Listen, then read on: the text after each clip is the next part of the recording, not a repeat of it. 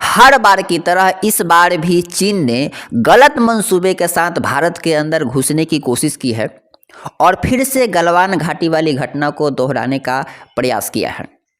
लेकिन भारतीय जवान ने चीन के सेनाओं को इस कदर जख्म दिया है कि उसकी नानी याद आ गई है।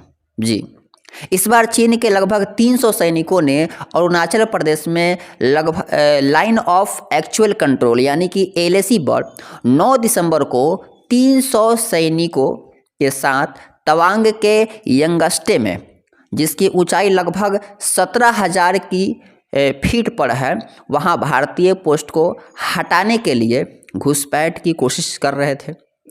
चीनी जवान कटीले लाठी डंडे और इलेक्ट्रिक बैटन से लैस थे, लेकिन इस बार भारतीय सेना भी पूरी तरह से मुस्तैद थी, तैयार बैठी थी। हमारी सेना ने भी कटीले लाठी डंडे से उनके ऊपर जवाब दिया। इसमें दर्जनों चीनी सैनिकों की हड्डियां टूट गई। भले ही चीन ने अभी तक ये बात नहीं मानी है या नहीं बताई है। इस खूनी झड़प में कुछ भारतीय जवान भी मामूली रूप से घायल हो गए हैं। इसमें भारत के 6 जवान घायल हुए हैं मामूली तौर पर, जबकि चीन के सैनिकों को हमसे ज़्यादा नुकसान पहुंचा है, ऐसी खबरें आ रही है। दोस्तों, आपको याद होगा कि 15 जून 2020 को लद्दाख के गलवान घाटी में दोनों सेनाओं के बीच झड़प में 20 भारतीय सैनिक शहीद हो गए थे, जबकि चीन के 38 सैनिक मारे गए थे। हालांकि चीन की पीपुल्स लिबरेशन पार्टी आर्मी ने 4 सैनिक के मारे जाने की बात कबूली थी, तो चीन है उसका बात चाइना माल की तरह डुप्लीकेट होता है, इसलिए न माने। खैर, इस बार की घटना के बाद फ्लैग मीटिंग हुई और मामला जो है वह शांत किया गया। फिलहाल दोनों देशों की सेनाएं हट गई है। इस तरह की घटनाएं चीन बार बार करता है। दोस्तों, चीन ने सबसे पहले तवांग में विवाद किया था 1975 में। उसमें भारत के 4 जवान शहीद हुए थे।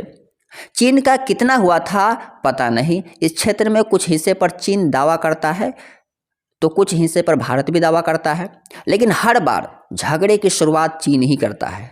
भारत उसको मुंहतोड़ जवाब देता है। तवांग के हिस्से में 2006 से विवाद ज़्यादा हो रही है। इस बार तो यहाँ खूनी संघर्ष हुआ है, लेकिन लाठी डंडे से ही हमेशा फाइट होता है, बंदूक दोनों तरफ से नहीं चलती है। इसका कारण यह है कि दोनों देशों के बीच मिलिट्री लेवल पर एक समझौता हुआ था कि दोनों देशों के सेना जो है वह एक तय दायरे में फायरिंग आर्म्स या राइफल या ऐसी किसी हथियार का इस्तेमाल नहीं करेंगे। यही वजह है कि भारत और चीन के सैनिक एक दूसरे को हाथों से ही पीछे धकेलने का प्रयास करते हैं। लेकिन गलवान घाटी में जो झड़प हुई थी उसमें चीनी सैनिक ने कांटेदार डंडों का इस्तेमाल किया था और इलेक्ट्रिक बैटन का भी इस्तेमाल किया था। तब से भारतीय सैनिक भी इस तरह की इलेक्ट्रिक बैटन और कांटेदार डंडों का इस्तेमाल शुरू कर दिया। यही वजह है कि इस बार चीन को मुंहतोड़ जवाब मिला है।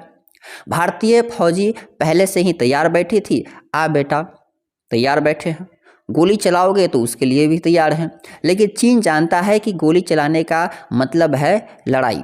हालांकि कुछ दिन पहले खबर आई थी कि अमेरिकी एक्सपर्ट के हवाले से खबर आई थी कि चीन 2023 में उसके देश की सीमा से लगने वाले जो भी पड़ोसी देश हैं उस पर हमला कर सकता है, क्योंकि रूस यूक्रेन की लड़ाई के बाद चीन जो है वह अपना वर्चस्व दिखाने के लिए खासकर भारत से लड़ाई कर सकता है। ऐसे में चीन यदि भारत पर हमला करता है तो कौन सा हम दर्शक बने रहेंगे, हम भी तैयार बैठे हैं। भारत कोई यूक्रेन नहीं है, हम भी तैयार बैठे हैं। खैर, हमें सचेत रहने की आवश्यकता है। चीन के मंसूबे पर हमेशा नज़र गड़ाए रखने की भारत को ज़रूरत है, और जब तक हमारा इंडियन आर्मी हमारे साथ है तब तक हमारा देश सुरक्षित है। जय हिंद।